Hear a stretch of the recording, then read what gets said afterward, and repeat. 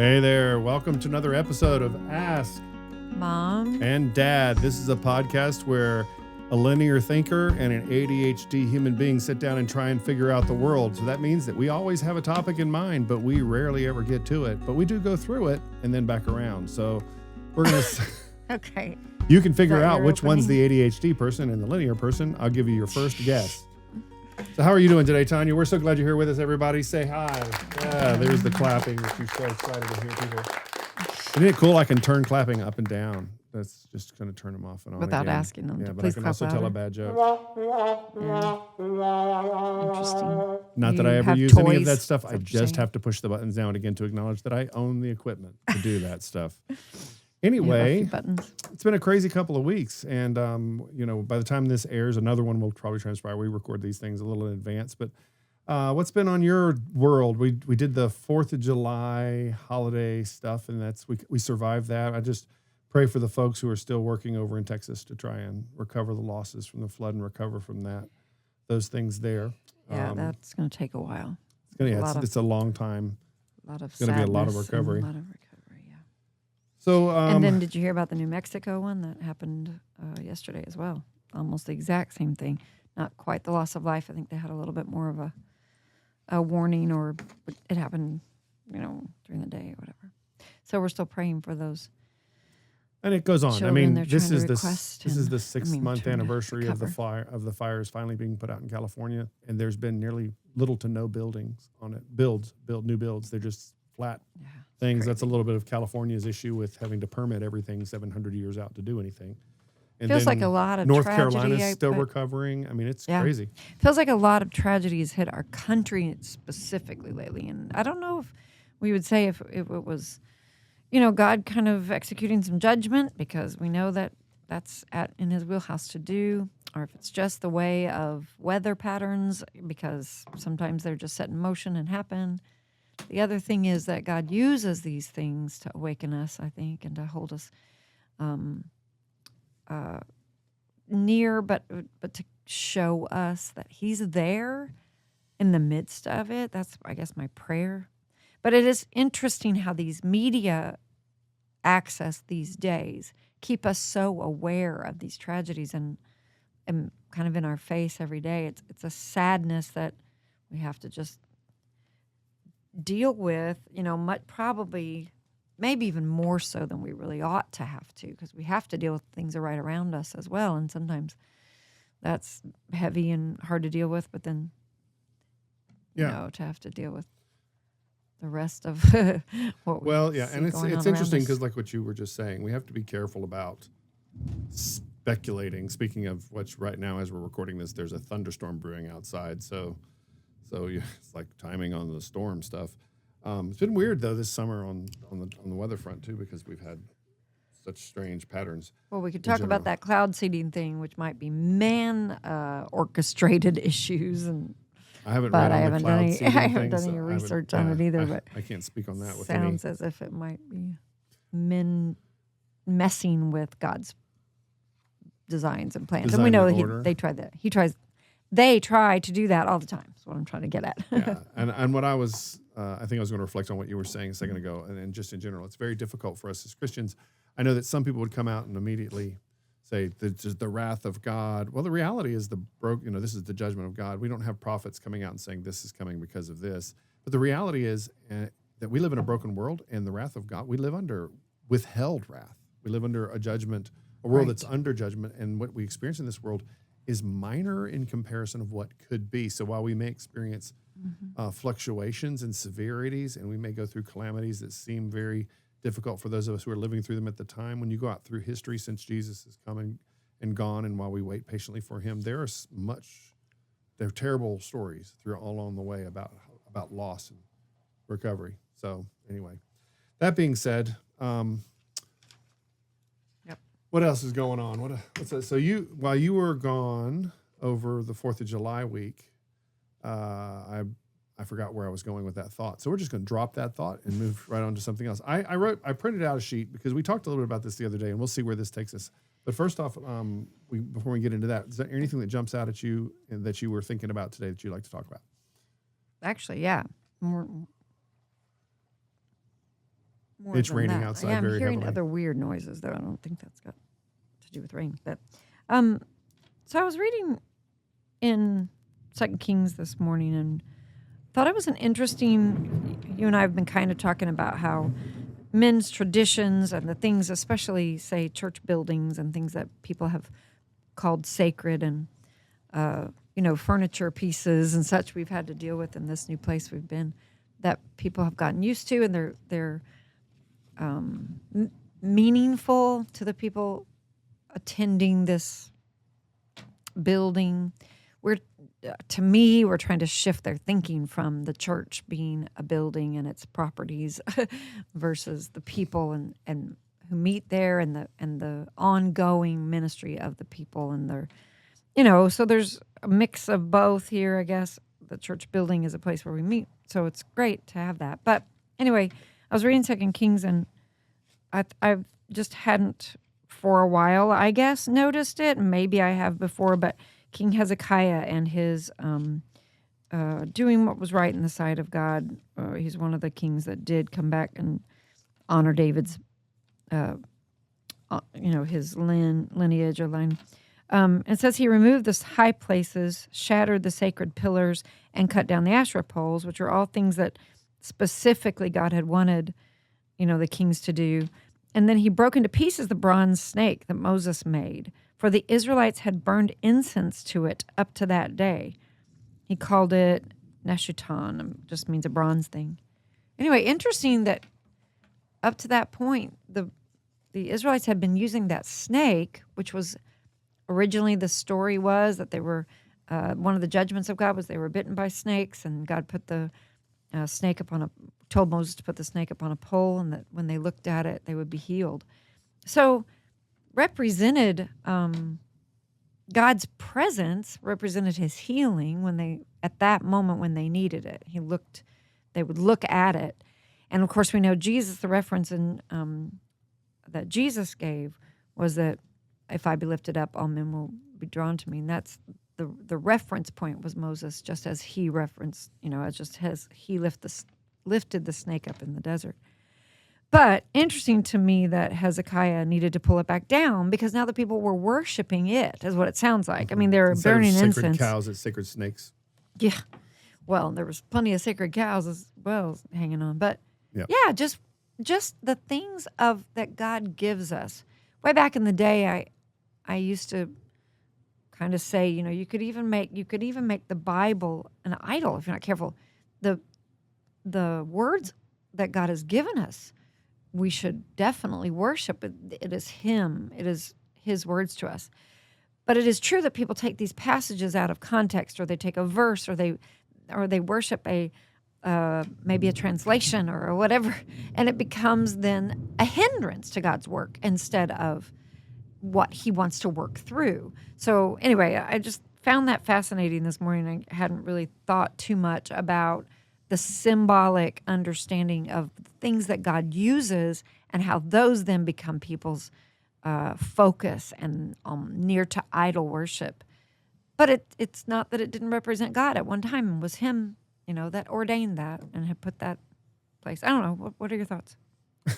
Well, you sent me a text earlier today about that. So this I've thought about for a minute, but my thoughts on it are exactly what you're saying. Is that we as human beings tend to be drawn towards making something tangible that we can understand and grasp, that item of affection, the item of this text here is we're worshiping that. So it's something that we can manipulate rather than something that is beyond us or bigger than us. Is it because it's visual? Is that why? Because people need to look at something. It becomes tangible then, and they're, and we're human. We're stuck to this planet. Everything about us is physical and representative. Yeah, is that I why? think that we don't look from the spiritual, from the spirit out. I think God sees the world differently than we do. I mean, he sees the world in totality and whole.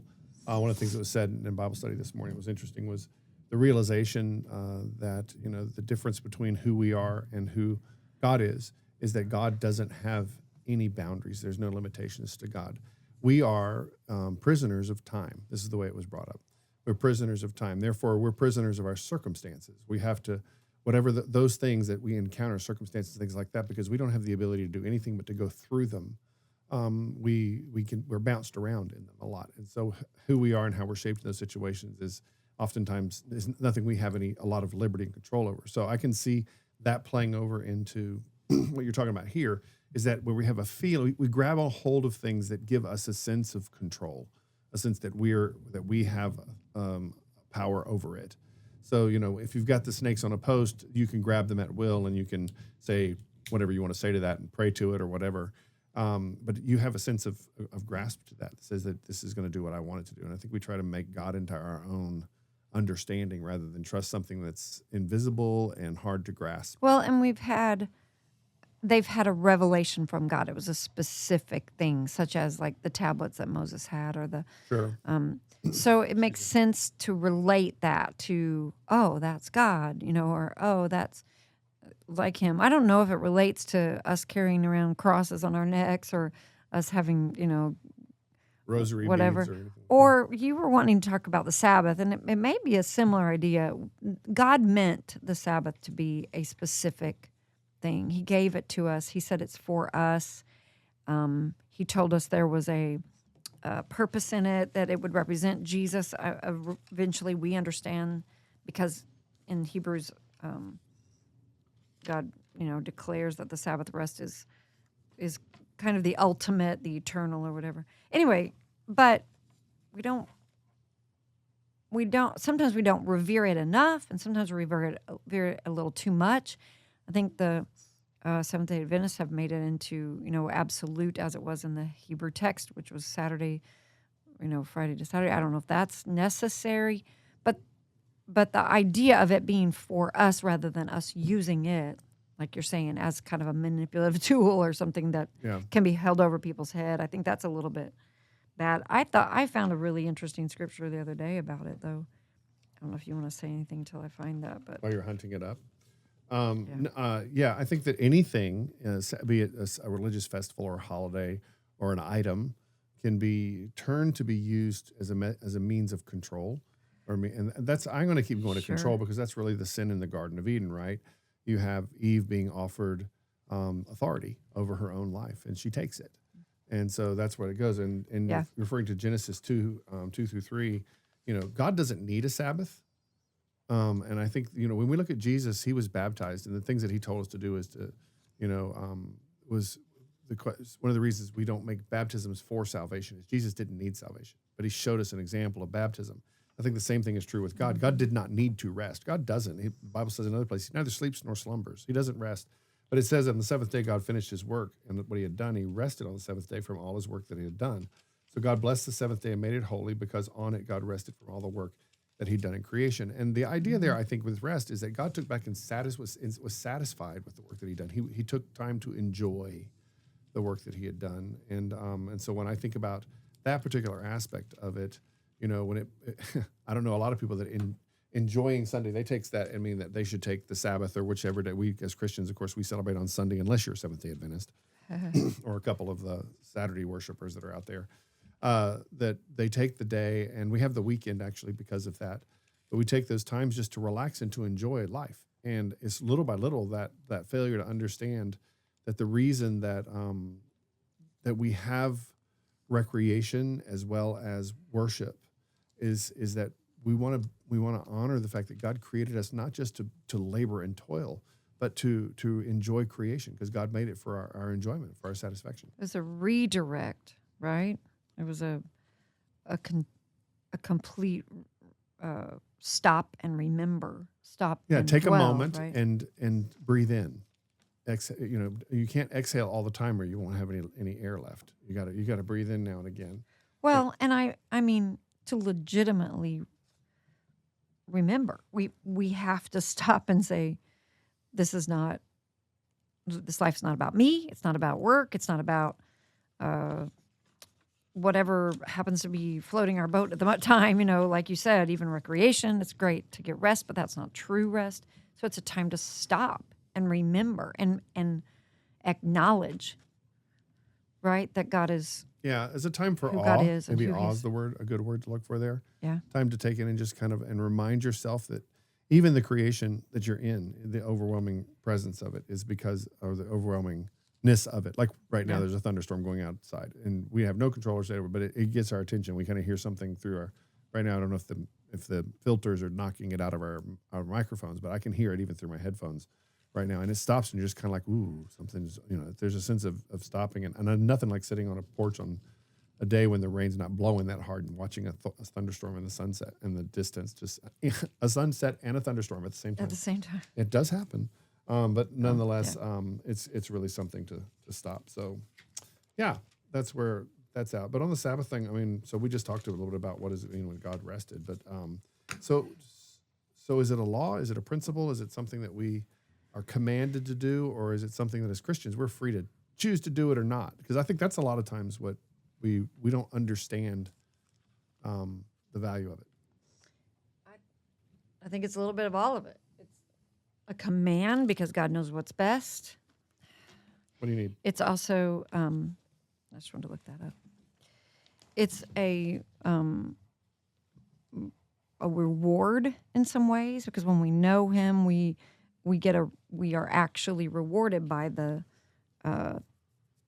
truth of His word, of who He has made us to be, of who He is, Right. of knowing that He worked 6 days and the seventh He rested from all He had done. So there's a reward in that, and understanding and acknowledgement. I forgot the other words you use because you said command or A principle or both. Is it? yeah. It's definitely just a spiritual principle also, according to Hebrews. I looked that up. I wanted to look this other scripture up, but the Hebrew reference is powerful because he's talking about it being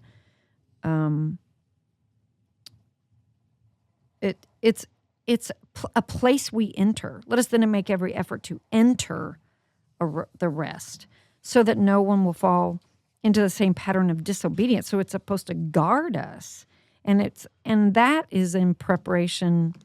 When I'm reading that, it's chapter 4, verse 11. The next verse is, "For the word of God is living and effective and sharper than any double-edged sword, penetrating as far as the separation of soul and spirit, joints and marrow, able to judge the ideas and thoughts of the heart. No creature is hidden from Him. All things are naked and exposed to the eyes of." So it's very powerful because it's got something to do with the full picture of His works.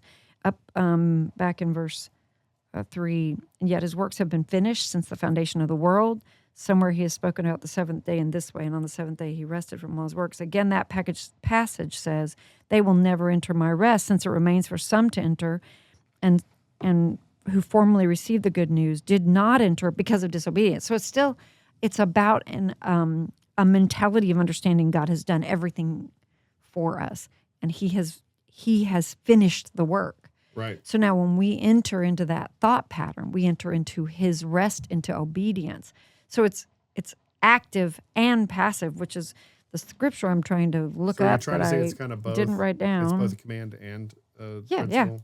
Exactly I what I'm mean, saying. for the Israelites, it was just a clear-cut command. But I've always kind of looked at the Old Testament as Jesus on training wheels. Nobody ever really fully understood the fullness of what God was trying to accomplish there. Yeah. And so the commands are the tithe, the Sabbath, these kinds of things exist in order to teach a people who don't have a personal relationship with God. He's their God. Yeah, exactly. But they're following around in tabernacles. They're listening through prophets and through priests.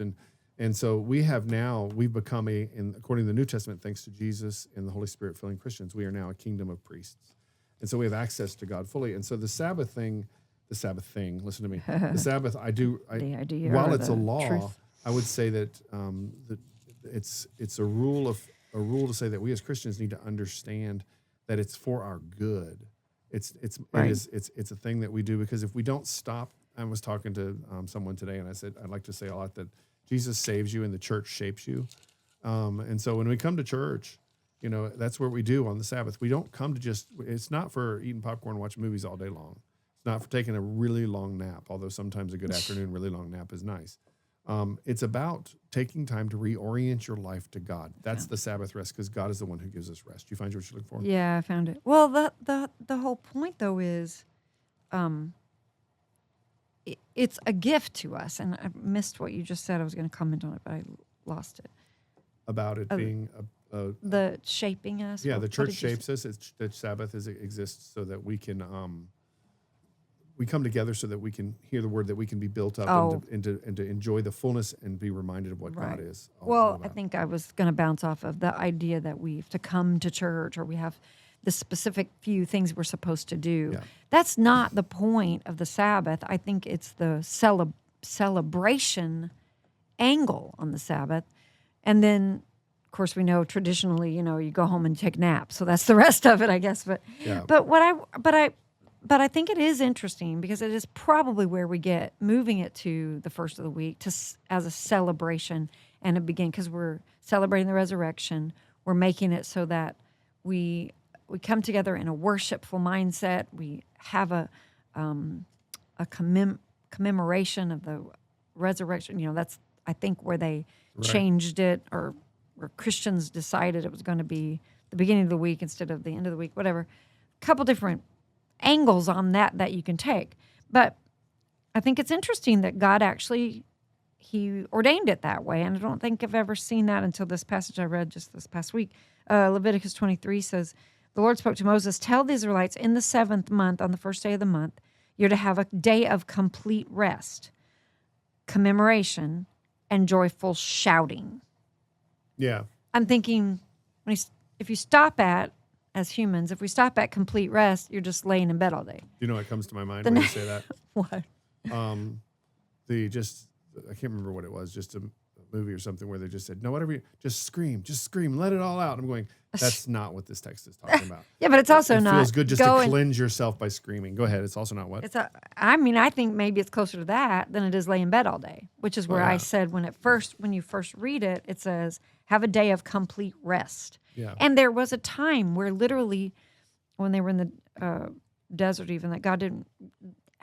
They enforced laws that were a little bit overboard. Basically, when God told them not to gather manna but to observe the Sabbath, they took it. Now you can't walk a certain amount of feet or whatever. They turned it into these big, in-depth laws, so that when Jesus came, he had to kind of clarify, you guys, this Sabbath's for you. It's not about these particular laws you're violating or whatever. But this is just interesting to me because the day of complete rest, the next word, comma, is commemoration, in this translation anyway, which is, it sounds more like a party. Commemoration sounds like a joyful celebration.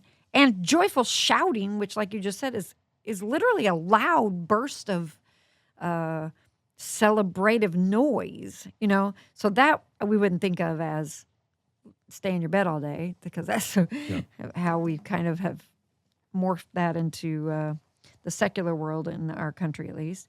Then the next part of that is you must not do any daily work. Okay, so explanation of the work is not what your normal work is, not your work. But you must present a fire offering to the Lord. So go worship, go acknowledge who I am, take off your regular job and go do that. So I'm assuming that's where we have interpreted that, turned Sunday into a day of going to church, doing whatever. I think we have to be careful because we can turn that into work as well. And we have this tendency to, if we have programs or such and such, kind of routines and stuff that have to go down at church, we turn these into, these must be done this way, and that is our day of, our Sunday day, our Sabbath day, or whatever. We end up making it more effort toward things that, again, that men have created, rather than let's gather, let's celebrate, let's remember who God is. Ways and we need to shake it up now and again. Well, again, let's relate it back to the pole. So Moses raising the snake on the pole. It was for their healing. Right. It was for them to look up and realize that they cannot save themselves. They needed to see outside of themselves into God's plane of existence, to know that they needed him. That's what it was supposed to represent. And the same with the Sabbath. We're supposed to look into this place where we are not able to save ourselves. We're not able to work enough. We're not able to do enough to get good enough to be in the presence of God. Instead, we look into a Sabbath that is made for us to rest in his presence, realizing he has done the work, the finished work of salvation. So that's what that day should be. It should be so celebrative and so overjoyed with thanksgiving and wonder and awe, like you said. That's our gathering. It's excitement, it's joy, but it's also complete rest from anything that we can do to offer him, or that we Sure. can do to make our lives better, or our existence have more purpose or whatever. So I think that's it. There's a full picture there. And I think we abuse it, is what I guess what I'm trying to say, or we don't. Maybe it's less that, maybe it's more that we don't really get it. So we don't really make that ultimate. Instead, we come with our complaints and our, list of woes, and maybe even ask someone to pray for me, maybe even worship some. But it really should be that's what it's all about. It should be laid at the altar. It's a difficult balance, don't you think, though? I mean, we are creatures of habit. And I mean habit in a good way. I mean, if we don't brush our teeth every day, they rot and fall out of our head. And I mean, that's true. yeah, so there are some habits that are good for us, and even there's some traditions that are good for us. And even Sure. remember, the Sabbath, to keep it holy, is a tradition. We have to do that. What I think I hear you saying is we fail to keep what is absolutely. traditional, what is routine, fresh. That it becomes such that it is I used to comment that it was funny that, like, in certain church traditions, they say the Lord's Prayer every single week. And we didn't in our tradition. So when we spent some time in a church that did, for us, it felt really, really fresh. But we were there for a year, and after about a year, it didn't feel as fresh. Still meant something, but I had to remind myself of that. And I'm really good. I have the Lord's Prayer not just memorized now; it's nailed in, and that's good, because it seems like I'd always get confused at the end and get my kingdom and glories all confused.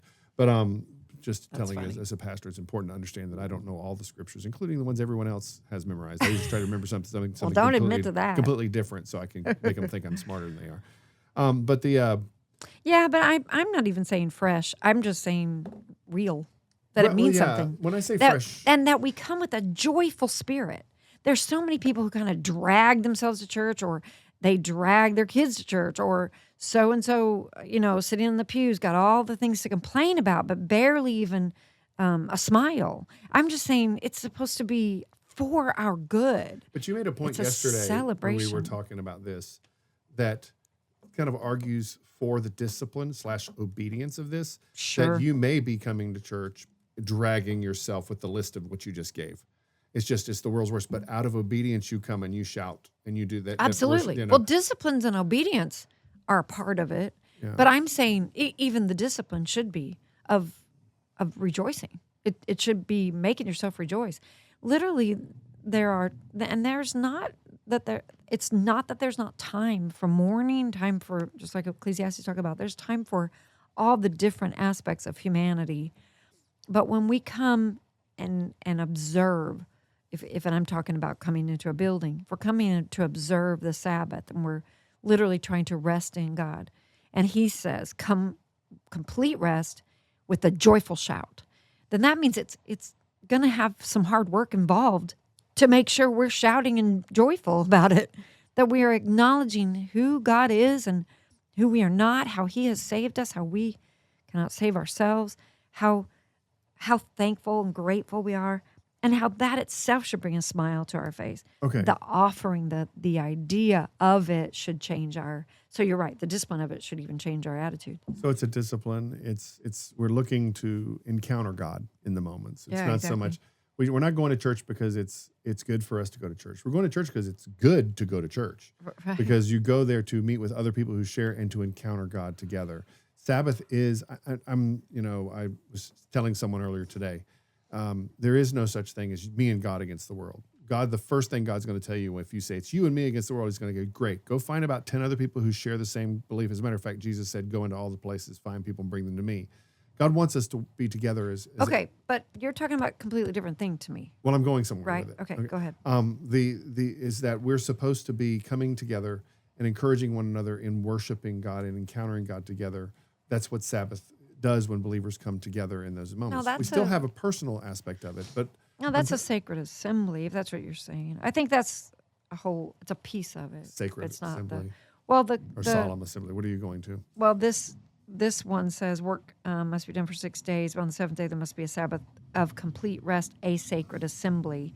You're not to do any work. So what you're saying is the gathering. Yeah. But the gathering to me is not the full picture of the No, Sabbath. it's not. And So I'm you're not using the saying word that it Sabbath, is. but I'm you're saying- transitioning. In my mind, I'm transitioning to another question. So I'm trying to say, so we need, well, and no, and I'm trying to say that sacred assembly, that getting together is a huge aspect of it. You can't have, I don't believe a Sabbath, you can have a Sabbath without a sacred assembly or without assembly together, but I don't think that's what God intended. I think God intends that, while we have our own time, we should be having a little bit of a Sabbath every morning. I mean, time alone with God. We walk with God every day, but we come to God together with God in a Sabbath to share in that awe experience. And a lot of times we let life and busyness and stuff like that get in the way of us doing that, make an excuse not to gather together when, like you mentioned a minute ago, sometimes we need to drag ourselves through the door and be obedient and celebrate together with other people for our own good. It's for our benefit to do this. God made us as creatures that need to come together to worship him so that we enjoy his creation together. It's not good for man to be alone. It's not just about a woman being created. It was the beginning of community among us. Yeah, that's right. So here's the follow-up question I was trying to transition to, if it makes any sense.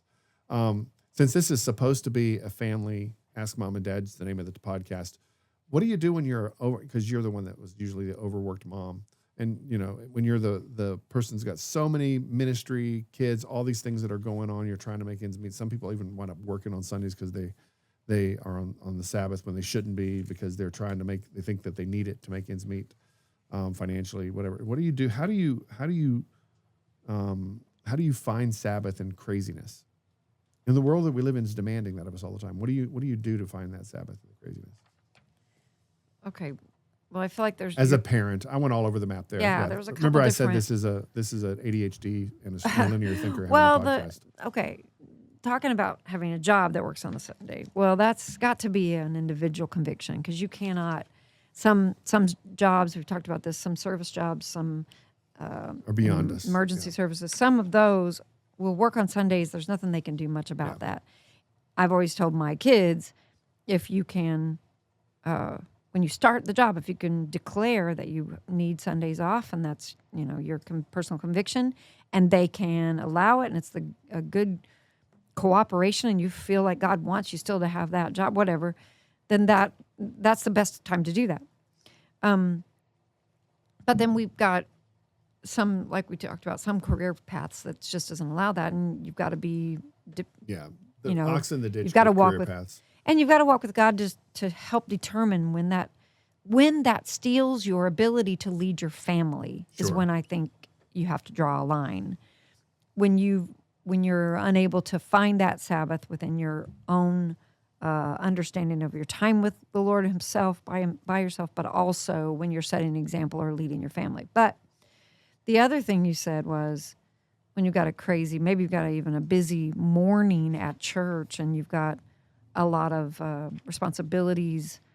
We, in our home, we were the ministry people, so it was important for us to observe the Sabbath, but it wasn't necessarily a day of rest in the sense that it's still considered our job. So kind of like the Levites, that was our job as opposed to us laying down our job to go to.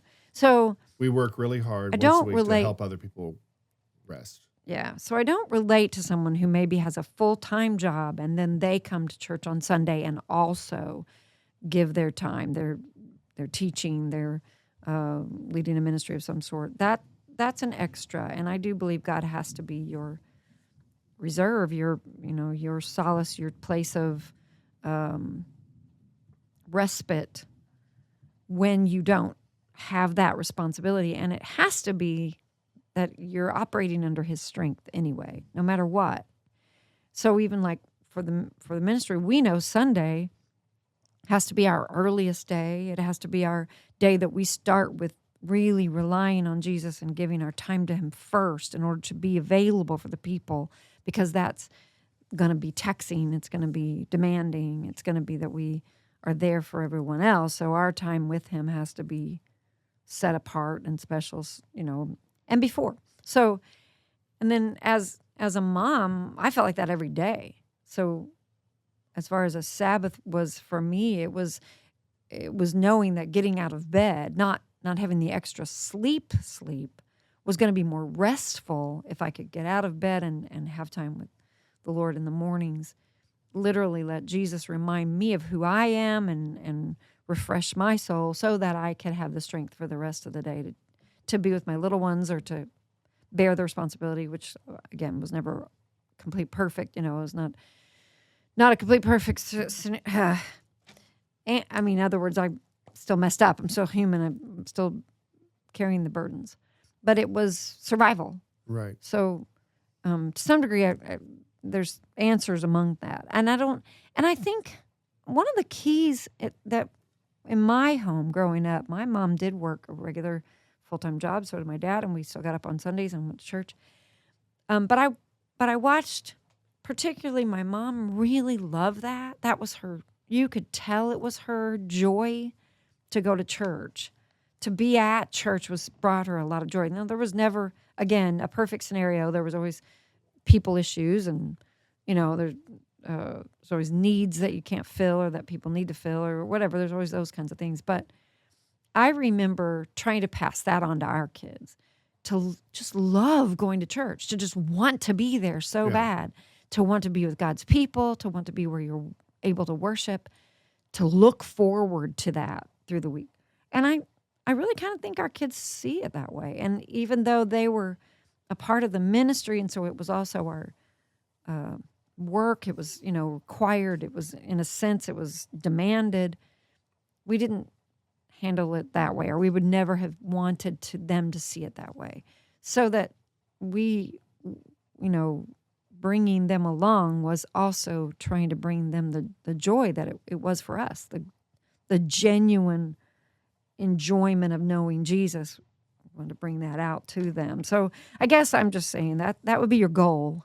It's not a perfect scenario. It's not every Sunday's not going to be, Sometimes it's just going to be happy-go-lucky crazy, and you're going to have to just pull it together. Well, and I would say during the middle of a song, or the times that you can find right there to make a prayer, to make it a true just be in the moment with Jesus, that's going to bring you refreshment, because that's what it's about. It's the joy of worship, the joy of celebration, the joy of remembering who you are, and it's not about the busyness of it.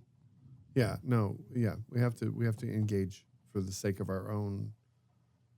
The purpose of it is ultimately when we stop and make a connection with God in those environments, or refresh with God in those environments, we have a spiritual, we have a holistic, to use a term, benefit. We're strengthened physically, spiritually, and emotionally. Right. And so by all the different parts of it, including the people, which I think that's where the physical strength comes from sometimes. I know that saying that to an introvert is not really, means a whole lot. But I've noticed even with you, you're like, I'm an extrovert, you're an introvert.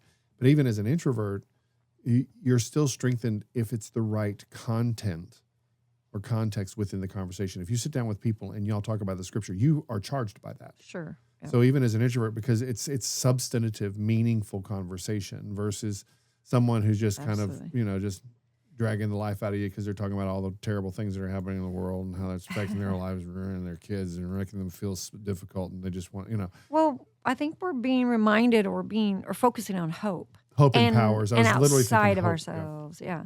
Hope strengthens. Right. Yeah. And we don't have the answers to things, but we know that God's in charge of all of it. He is ultimately wants to be our focus and our hope. So, yes. So just even being reminded of that, which is what I meant. The Sabbath is supposed to be a stop and remember and dwell there and sit in that restful place. I got a question. It's just random. With joy. I got a random question. Okay. What about, how do you get quiet?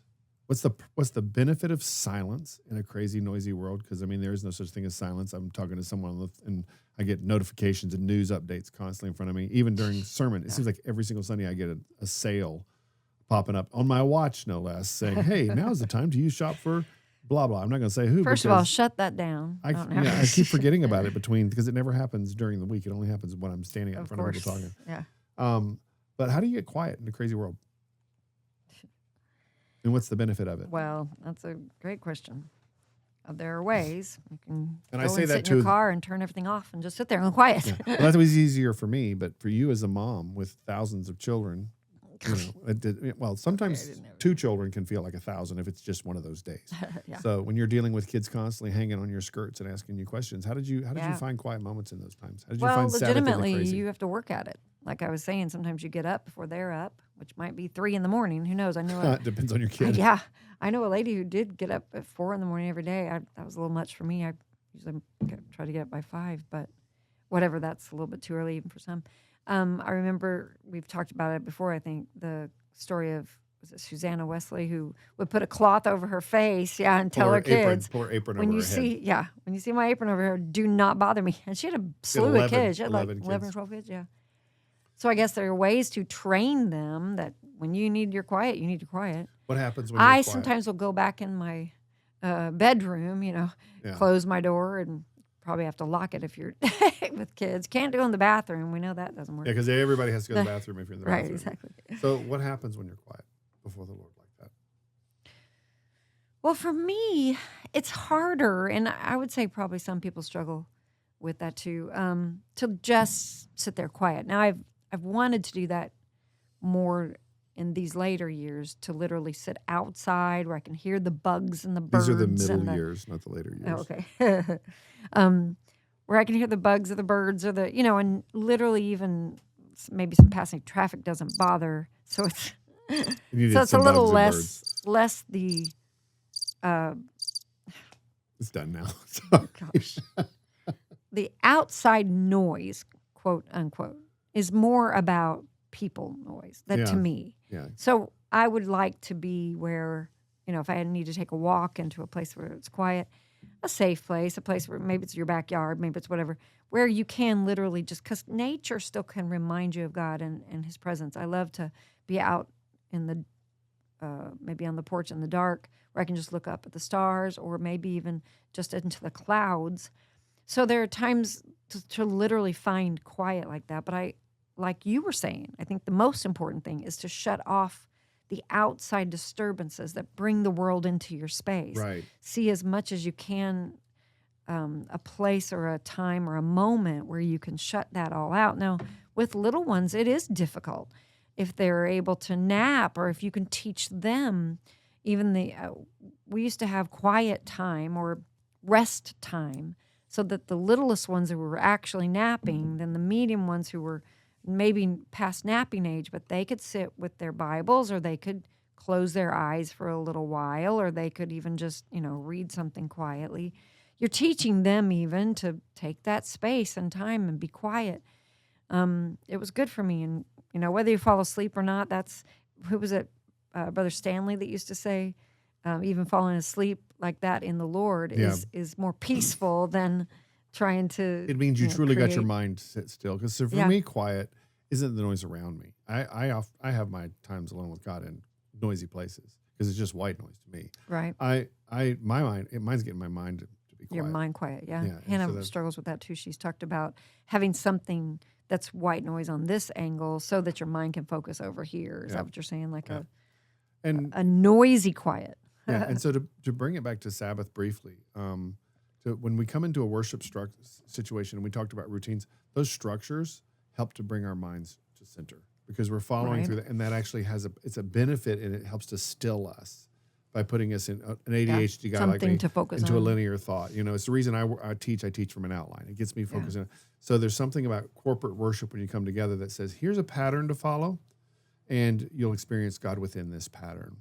Now, we need to change that up because it doesn't become so droll that we become snake worshipers, to use our thing. We don't have sacred patterns or sacred cows or sacred snakes. Well, and truly, I was reading something today, or I heard.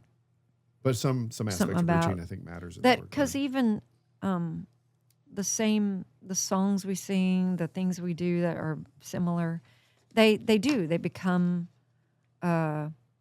maybe cold is the right word or something, where you're not even seeing the words on a page. You're not able to sing what is. You're singing the same song the same way so many times. It doesn't register anymore. And this is the thing is there's and I think sometimes that's a good measure of an amazing hymn or song, is that it just never burns out. It just, no matter what happened, it always hits you the right way. Well, and you can sing it sort of mind numb, or Yeah, and people do. where you don't engage with what you're saying. Yeah. Oh Lord my God, when I in awesome wonder, when you put your mind in that place and you go to the wonder, and then I think the second verse is the one that talks about when I'm walking out in the fields or when I'm hearing the birds sing. You can engage your whole person and go there in your place. But yeah, if you just say those words, or if you're too familiar with this is the one I prefer over this, or you get kind of an attitude going, you're not going to really find God in those spaces, which, like you said, some of those songs are eternal. They'll take you there no matter what, because of the way God has ordained them to do that. But it's good for you to challenge yourself. Have I paid attention? Am I paying attention? Am I engaged in this moment?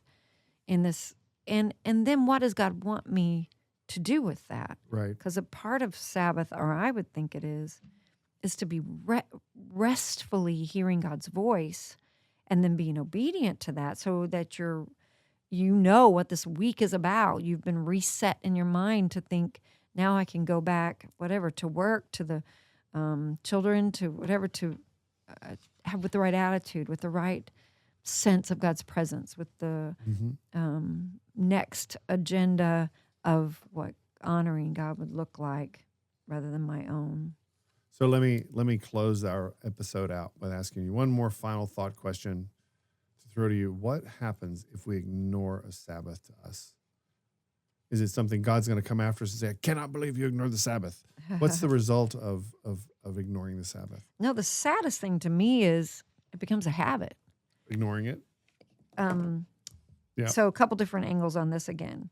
If you ignore a Sabbath that is a restful moment of being with Jesus, you're going to be depleted of energy. You're going to go off, whatever, and do your own thing. You'll probably destroy your home, destroy your whatever, that kind of thing. If you ignore and don't go to church on Sunday as part of your Sabbath ritual, and you're honoring and recognizing that time, the enemy just kind of ignores it, I think, because he knows as soon as you've not done that a couple different times, he can talk you into pretty easily. And then it just becomes a habit of not being around God's people, not being... It's interesting you say that, because Hebrews 4:11 says that we need to make every effort to enter into that rest so no one will fall into the same pattern of disobedience. Yeah. And so, when we do that, we stop listening to God's voice, stop listening to the heart. We can do that kind of thing. Other things, though, is if we don't stop and rest. I mean, our bodies are made to crash every day. We don't stop ever, right? So we know that we're physically built to rest. But other things we become less and less productive as humans. We have health issues, we have stress issues, et cetera, et cetera, everything that you were saying and more. Yeah. And so we have because God made us it in every way to be a refreshment for us. God made us in a particular way to function, and he set an example. We started with the idea that Jesus was baptized, but Jesus did not need to be baptized for the remission of sins. He did not need to be baptized because he was a sinner. Jesus wasn't a sinner. He did it because he was trying to point out an illustration of this is what you need to do. Yeah. And so when God took a moment and enjoyed his creation, I think for him, he just sat back and enjoyed it, but nonetheless, God's not constrained with time. So really on the seventh day he rested. God's like, well, okay, we're in time now. And he stepped into time and he took a break and said, here's what I want you to do. I want you to take time to breathe in and refresh yourself in me. That's right. Because the intention was he walked with Adam and Eve in the garden every day. Yeah. And so they were always with him, but still yet he wanted them to rest. He wants us to rest and take a break because it's for our good. Right. And if we withdraw from people, we know that doesn't sharpen us. The Bible talks about iron sharpening iron. We're not getting sharpened and refocused. Sometimes we start complaining if we withdraw again. If we are off by ourselves, we have lots of lists of things that someone's not doing for us, because it starts to become about ourselves. Yep. Now, we're able to do that even in the pews every Sunday if you're not focusing and engaging in that Sabbath and that worship. But it really goes to the point of effort, but it does doesn't cause... because you have to make an effort Yeah. to connect with An the hymn effort lyrics. for the You have joyful shouting to complete rest. Yes, absolutely. You have to make an effort toward it. You have to make an effort to focus on it, to bring quieting your mind, like I talked about a little bit ago, so that you can sing the song, say the prayer, listen to the message, speak with other believers, listen to one another, to encourage one another, pray for one another, to break a bread together. That takes effort. All of that's effort, but it's a different kind of thing where you stop Outside and of you ourselves. celebrate what God has made us. Right. We're fearfully and wonderfully made. And the Sabbath is a celebration of God's creation, and we are a part of which we are a part. When God calls it a sacred assembly, or this in this translation, I like that because it's an assembly of people, but it's for a particular reason, and it's meant to bring holiness. It's meant to cause us to withdraw from the world and come aside to His. We know the opposite in our culture would be the secular. So it causes us to bring into who God is and what His purposes, Right. so that we're withdrawing from what the world's purposes have been. Amen. Good stuff. Good conversation. I think that's going to be all there is, because we've been talking for a little bit now. Thank you guys so much for listening. We look forward to seeing you. Well, we never see anybody, do we? I mean, there's the studio audience, but they're kind of hard to spot. But anyway, we're so glad you guys joined us for another episode of Ask Mom and Dad, and we'll be connected to you again soon. Talk to you later. Hey, there's the thing, right? Goodbye. I keep on